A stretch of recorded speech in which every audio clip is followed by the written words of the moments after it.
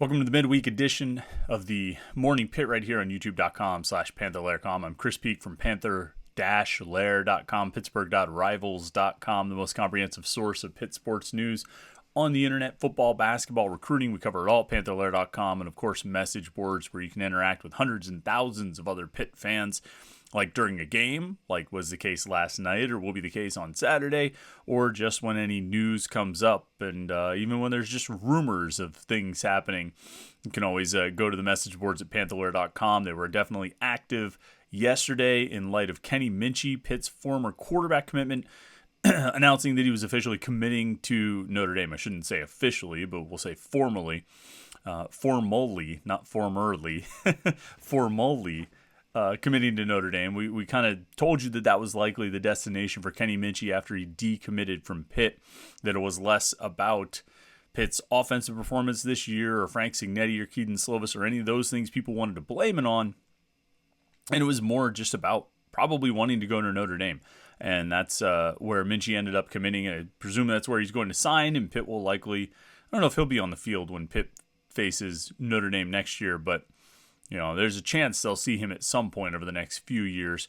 He's playing for the Irish.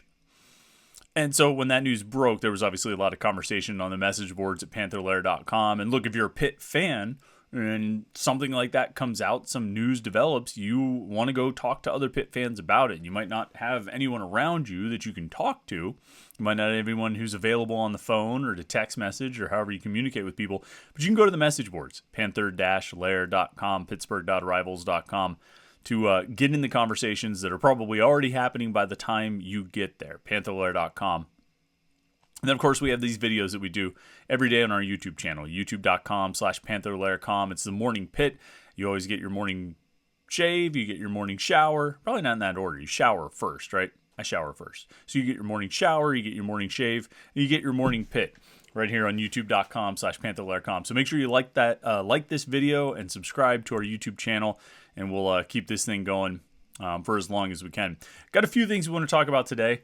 It's some interesting, obviously a game last night at the Petersen Events Center. Pitt hosted Fairleigh Dickinson. Want to talk about that. Also going to get into something that's happening at the Petersen Events Center today that I think you should definitely check out. It should be on your radar. But let's start with the basketball game. And, I've been thinking a lot about this, all right? I'm not a seasoned basketball coach or a seasoned basketball player, but I've been thinking a lot about basketball and Pitt basketball, and certainly in the wake of last night's game, I've been thinking a whole lot about it. And I've decided, in terms of strategy, all right, I think one of the best approaches a coach could instruct his team to take is to have them make every shot in the second half. I think that's a good approach. I think it might work. I mean, this is a bit of a bold strategy, maybe without precedent. I haven't looked it up to see if Elias Sports Bureau has any kind of data on this. But, what if you, now bear with me, what if I told you you could go out and make every shot in the second half? We would need to make an ESPN 30 for 30. What we could call it? Fairly Decent, the Pitt basketball second half story from whatever date yesterday was, November 22nd, 2022. What if I told you a team would make 17, or what if I told you a team would attempt 17 two-point field goals and make them all? Fairly good shooting. The story of Pitt basketball's win over the Fairleigh Dickinson Knights on November 22nd, 2022. 17 of 17 from inside the arc. And not that bad from outside. They shot 3 of 9 from 3 in the second half, which actually brought their overall numbers down. They were 20 of 26 in the from the floor, which is still 77% shooting. And this is a game that didn't exactly feel like it was headed in that direction early on. Pitt was leading by 7 at halftime. It was a 35-28 game. But it didn't feel like a big 7-point lead. It felt like at any moment Fairleigh Dickinson might take over the game. Pitt wasn't shooting well. They weren't hitting a lot of shots. They were 11 of 32 from the floor in the first half, and half of their shots were from outside. 16 of 32 field goal attempts in the first half were from 3-point range, and they only made 5 of them. And so this game where Pitt was getting a lot of shots, not having too much trouble with Fairleigh Dickinson's press, every now and then they turned it over against it. I mean, I think that's going to happen when a team presses that much. You're going to have a couple turnovers. It's sort of inevitable. They didn't turn it over too much against the press, only a few times. They did seem to be a little bit out of sorts from dealing with it. They weren't always able to get into their offense, and I mean, to be quite honest, when they did get into their offense, I don't know if I could really tell you they were in their offense. The ball just sort of passed around the perimeter and somebody jacked up a 3. And the result, I mean, they were still up by 7 at halftime, but it didn't feel like a comfortable lead. So they decided in the second half just to make every shot they took. It's obviously a little more complicated than that. I think they defended really well. They worked the ball inside more. John Hughley played well in the second half. I want to say he was like 4 of 4 from the floor. Jamarius Burton was like 5 of 5 from the... I mean, everybody made every shot. And he came right down to the very last basket when... let's see when that last shot was. Their final field goal, Aiden Fish, the walk-on, came in and shot. And it was like, no, don't do it. You're going to break their 16 of 16. Don't do it. And then the ball rolled and dropped in. So they ended up 17 of 17 from inside the arc in the second half. And it's sort of been the pattern in the last 2 games. The win over Alabama State on Sunday afternoon, and then the Fairleigh Dickinson game last night. You know, Alabama State, they were losing at halftime. Pitt was. And then they shot lights out in the second half. They shot, I mean, I say lights out. They only shot 52% in the second half. What a lame shooting percentage that is. But they also shot 7 of 14 from 3, so that helped a little bit. And ended up, getting a comfortable, almost 20-point win. And then this same thing happened last night, except Pitt was winning at halftime. But they truly put the game away in the second half with their shooting. And Jeff Capel and John Hughley both talked last night after the game about how their defense and their increased defensive intensity sort of led to some easier shots offensively. I think that's true. I think they were getting out and running, going in transition. They were able to... Pitt had 11 fast break points in the game. They ended up with 13 offensive rebounds, 17 second chance points. So, I mean, those things are all going to help. Those are all going to be, significant factors. But they just couldn't miss. And after the Alabama State game, Jeff Capel said that, he truly did believe that they have a good shooting team at Pitt this year. And that quote sort of stuck with me. I thought, well, we'll see. We'll see if they're able to be a good shooting team. They've, in the last 2 games, been able to be a really good shooting team in the second half. Not so much in the first half, but in the second half, they've been a really good shooting team. Check out these numbers from the last 2 games. The winner over Alabama State, the winner over Fairleigh Dickinson. Just in the second half. 63%, 64% from the floor. All right, so just shooting, 63.6% of all field goals in the second half of those 2 games. 43.5% from 3. They're 10 of 23. And inside the line, 78.1%. Now, that's, obviously a far cry from the 100% they had last night. But it's pretty remarkable that this team, I don't think they flip a switch and just turn it on. I don't think it's like that. I think they're cold. I think shooting can come and go. I think shooting can be a streaky thing. Even for good shooters and good shooting teams, shooting can be streaky. I think you look at Greg Elliott right now. He's a good shooter, and he's streaky. Last night he was 2 of 5 from 3. But I think he's been very streaky, very hot and cold, and more cold than hot, quite frankly, this season. But I expect there to be sort of an offsetting, regression, positive regression to the mean when it comes to Greg Elliott's shooting as the season goes on. But it's been interesting to see the last 2 games, because I think you got to halftime of each of those games thinking, for the love of God, Pitt, can you please just stop letting these teams hanging around? What is this going to mean when you get to the ACC? And then they end up blowing them out. So they have a little time off here before they play again on Friday night. I think that William and Mary, the Petersen Events Center. I think it's a 7:00 game. So that'll be the next one. See if they can put together a 3-game winning streak as they come out of Thanksgiving. Before that game, though, on Friday night, there's something going on at the Petersen Events Center tonight. And you might know about this, you might not know about it. I'm not sure, but I want to tell you about it. I want you to know about it, and you should get a little insight on it. Pitt women's volleyball team has their penultimate regular season game.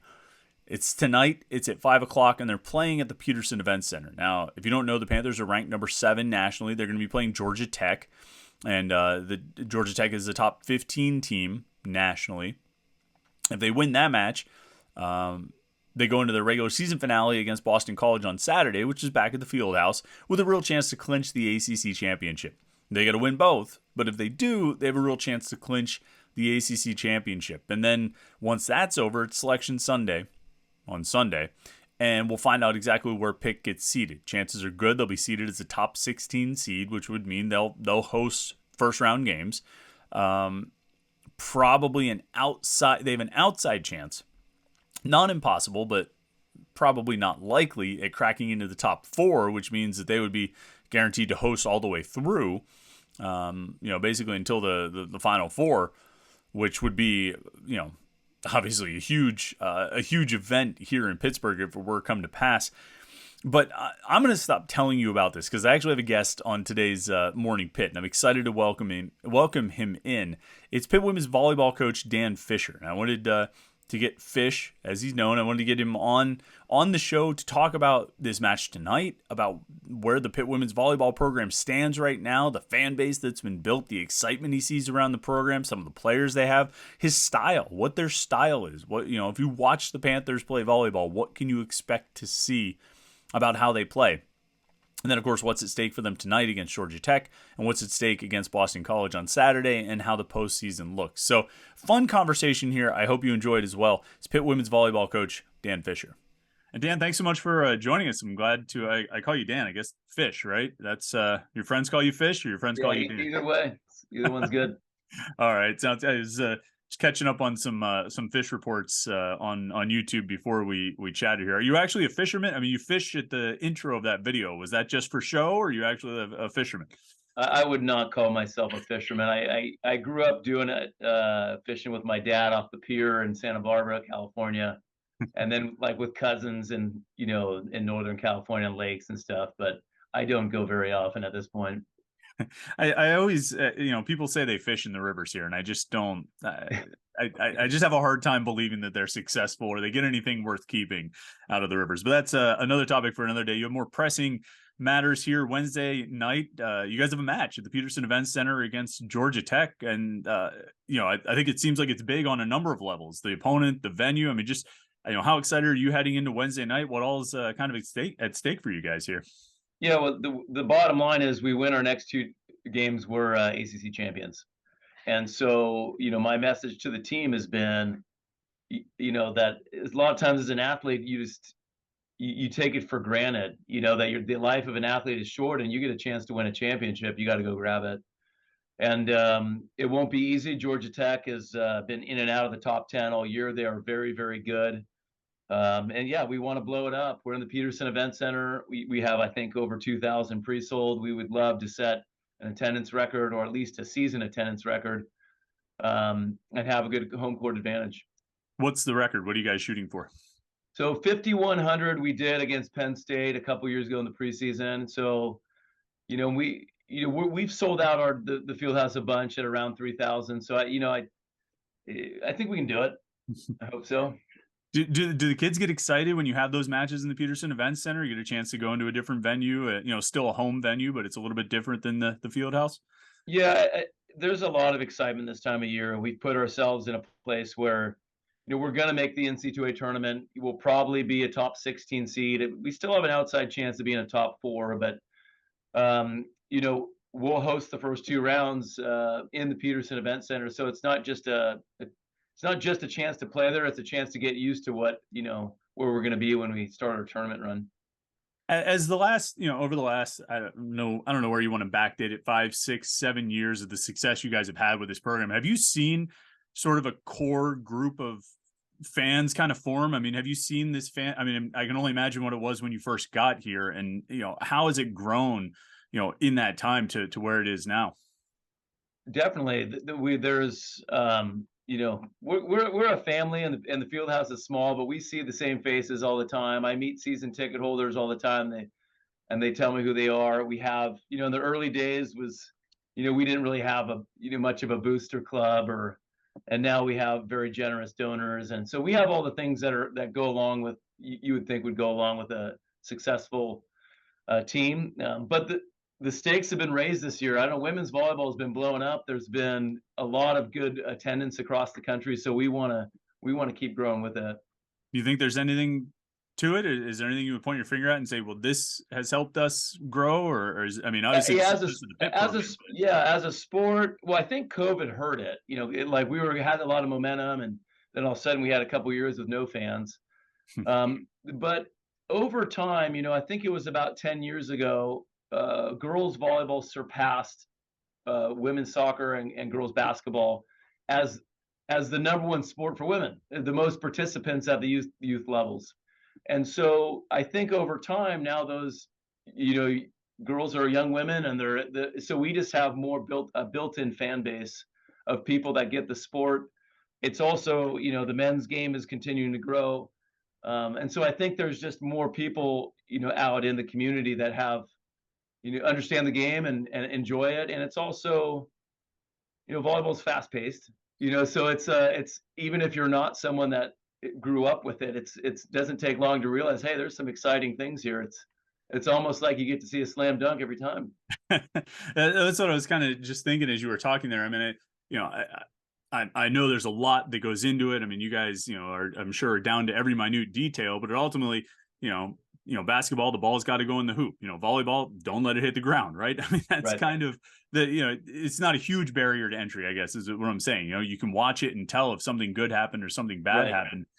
That being said, sort of, can you take us a little bit into the world of volleyball, sort of stylistically? I mean, they're sort of, oh, that's a really conservative team. They just rely on defense. Oh, that's a really aggressive team. They're going to get after. I mean, do those sort of separate? I mean, we always talk about those kind of separations in football, that kind of thing. I mean, is that present in volleyball as well?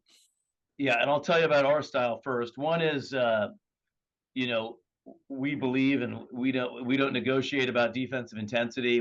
Bodies are flying. We're going for every ball, and it's very rare that a team will dig more balls than us. And so we look, the culmination of defense is what your opponent hitting percentage is. And we are currently leading the ACC with what we're allowing our opponents to hit. So we're a good defensive team. Offensively, we're aggressive as well. We lead the conference in kills per set.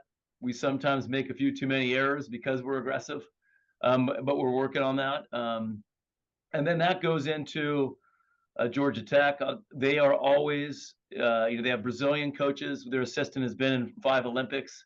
And so they have their best player is a current starter on the Brazilian senior women's team. And she will, in a month, sign a pro contract for, a very reasonable wage. But their style, they always play good defensively. They run their middles really fast. They have their first tempo is a very fast tempo. And then they're just going to set a ton of balls to their best player, who's a 6'5" Brazilian that can pass and do it all. And so it'll be, obviously she's going to play a big role in how the team goes. But in volleyball, it's hard for one player to do it alone. You rely a lot on your teammates. So for sure. I mean, we talk about individual players. I was kind of glancing over some of the ACC players of the week this year, and I mean, there's 3 names that pop up a lot. I mean, there's Julia Bergman from Georgia Tech, and Claire Chauvet from Louisville, and Courtney Bizzario. How her first year with you guys? How much of an impact has Courtney made for your team? Oh, huge. And we thought, so last year we had a really good right side named Chinaza Inde, and she was an All-American. And when we recruited Courtney, she was up there in points in the Big Ten, and we knew she was a good player. She was a proven commodity. We didn't know how good that she'd be this good, and we didn't know what a great person and teammate she'd be. And so yeah, we definitely have a go-to player in her. That obviously, like you mentioned, she came in from Iowa as a graduate transfer. I assume volleyball, like every other sport in college football or in college sports, is dealing with transfer portal, right? How much Yeah. of an impact has it had for you guys and against you guys, and just what you're seeing around the sport?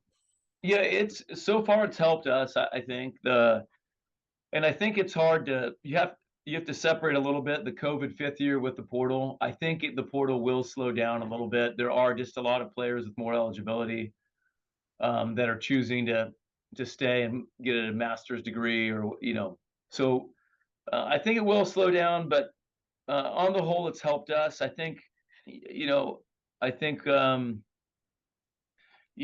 known for developing, and we're known for a good team culture, and we're in a city, and so I think those are things that are very appealing to an older athlete, to be in a city, to be on a team that wins and with their last year.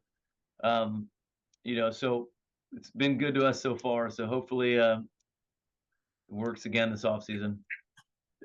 So you mentioned, obviously you have Georgia Tech here on Wednesday, you have Boston College, I think, on Saturday, right? And then the NCAA tournament field is announced on Sunday.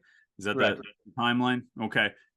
I was reading a little bit about some changes in the seeding criteria. What's the approach this year, and what's your take on how the NCAA is going at it? Well, I'll put a pin in that and tell you once I see the seed, if I think it's they're actually going by it. But we've been pushing. There's all this talk about gender equity, and and we're just like, hey, why don't you at least seed our tournament? Like women's basketball makes the headlines a lot because they get compared a lot with men's basketball, but we historically have had just a regional tournament, which is why we've always had to play Penn State. Mm-hmm. Or there's been a lot of years of they just kind of send you to the next top, and so this year the attempt is to seed it 1 through 32, and so that's a step in the right direction. Okay, and then, like you said, you'll decide if you like it based on how that. Well, yeah, we'll see how. Yeah, we'll see how it goes. Yeah. You guys, I think, are what, ranked 7 at this point. I think our friend Anthony was telling me your RPI is number 4. So, Yeah. is there a shot at one of those top 4 seeds, because there's a lot of value in ending up in that top 4, right? I still think there's a shot, but I'm not banking on it. I think they were, the loss to Louisville, has probably hurt that. I think, but it's right now. I'll tell you this. I don't know. I think Louisville and Texas deserve to be 1-2. But after that, you look at us, you look at Nebraska, you look at Wisconsin, you look at these teams, San Diego, whoever. I don't know. They have a tough job. So there's a good argument for or against 3 through 9. Right. Is it just a matter of, well, take care of business, try to win the ACC, and let the chips fall? Yeah, I mean, that's either way will be a top. I would think will be a top 16 seed. We'll have a decent seed. So, and then the top 16 seeds are able to host, right? and Host the top 16 hosts the first 2 rounds. So it's Friday, Saturday. So we get down to the Sweet 16 in 2 days. So it happens fast. Right. So that, as we talk about trying to, get as many into the Petersen Events Center on Wednesday for this Georgia Tech match, will you guys then, if you are a top 16 seed, will that be the Petersen Events Center, or will you be hosting exactly? It? That's right. So yeah, the idea is we get a good crowd, and then we carry that momentum into the tournament. So for sure. Right. And then just general, overall thoughts. I mean, how do you feel about where your team is right now, heading, still 2 matches to go before the postseason, but heading towards the postseason? Yeah, I feel good. This is a team that we lost a bunch of players from last year, and we thought we could be good. And it's been a fun year to coach and see us come together. When we're playing our best, we can beat anyone. And so, I think we got a shot. All right. Well, Fish, thanks so much for your time. I appreciate it. Good luck. Congratulations on the season so far. Good luck on Wednesday against Georgia Tech. Hopefully can get that attendance record, and then, good luck as you head toward the postseason, and maybe we'll catch up, after it's all done. Sounds good, Chris. Thank you. All right, great stuff with Fish there. I hope you appreciated it. Many thanks to Dan Fisher for joining us here on the Morning Pit. Probably need to catch up with him a little more often. And quite frankly, there's a lot going on in Pitt athletics right now. Both soccer programs are really excelling. We talk so much about football and men's basketball all the time, but the women's basketball program is off to a really good start. Both soccer programs have had a great season, and obviously volleyball is poised for another big year. I think Dan Fisher's won 2 ACC championships and shared the title in another year, all in like the last 5 seasons. He's really built this program into one of the powerhouses in the ACC, and I think a lot of Pitt fans get it. You know what I mean? I think a lot of Pitt fans are well aware of the success that the volleyball program has had, but probably even more could be made aware of it. And you heard what Fish said. They want to set a record tonight. An attendance record at the Petersen Events Center, trying to get 5,000-6,000 people to show up. And you know how nice that building is. It's going to be a great environment. It's going to be exciting for the players on the team, and obviously for Fish and everybody in his staff. It's going to be an exciting night. And so if you have the opportunity to get out to the Petersen Events Center tonight at 5 o'clock for this match against Georgia Tech, you absolutely should. I think it's going to be a fun one to see 2 top 15 teams square off, teams that know each other, teams, maybe potential ACC Player of the Year candidates, maybe a couple of them in this game, one for Georgia Tech, one for Pitt. So you definitely want to, tune into that, see if you can head over to the Petersen Events Center. It's Wednesday night. It's the Wednesday night before Thanksgiving, so it's the biggest party night of the year, right? Isn't that what they always say? Well, go to the Petersen Events Center around 5, watch the volleyball match, and then head out and have your night on the town, right? So go check that out tonight. Petersen Events Center, Pitt, Georgia Tech. Thanks again to Dan Fisher for joining us. That was it was a lot of fun to chat with him. I hope you enjoyed that conversation as much as I did. If you did, hit that like button. Like this video and subscribe to our YouTube channel, youtube.com/Panther-Lair.com. It's youtube.com/Panther-Lair.com. We're not going to have a new Morning Pit tomorrow. We're not going to have one on Thanksgiving. We're taking the day off. We're going to eat some turkey. We're going to run the turkey trot. Then we're going to eat a lot of turkey and food. We're going to try and watch NFL football and fall asleep, and then wake up and watch more NFL football and fall asleep again, and then, eventually, end the day at some point. But we're not going to have a Morning Pit to get it started. We will have one on Friday, though. Get you ready for Pitt Miami on Saturday. Look at around the Coastal Division. Maybe give a little shout out to whatever happens in this Pitt Georgia Tech volleyball match tonight. So I appreciate you watching this. I appreciate you hitting that like button. I appreciate you subscribing. In the spirit of Thanksgiving, I'm grateful for everyone who watches these videos. I really do appreciate it. It's been a lot of fun to make these things. I hope you're enjoying them. And we've been going for like 3 or 4 months now. So I guess it's a real thing. I don't know. Making it through the off season might be a little more challenging, but I think we'll be up to it. So thanks to everybody who watches these videos. I appreciate it. Thanks to everybody who hits the like button and the subscribe button. Thanks to Dan Fisher for joining us. I'm just thanking everybody I can find. We won't have a video, like I say, tomorrow. We'll be back on Friday. So have a great Wednesday night. Watch Pitt Georgia Tech volleyball match. Have a great Thanksgiving, and we will talk to you Friday morning for the Morning Pit right here on youtube.com/Panther-Lair.com.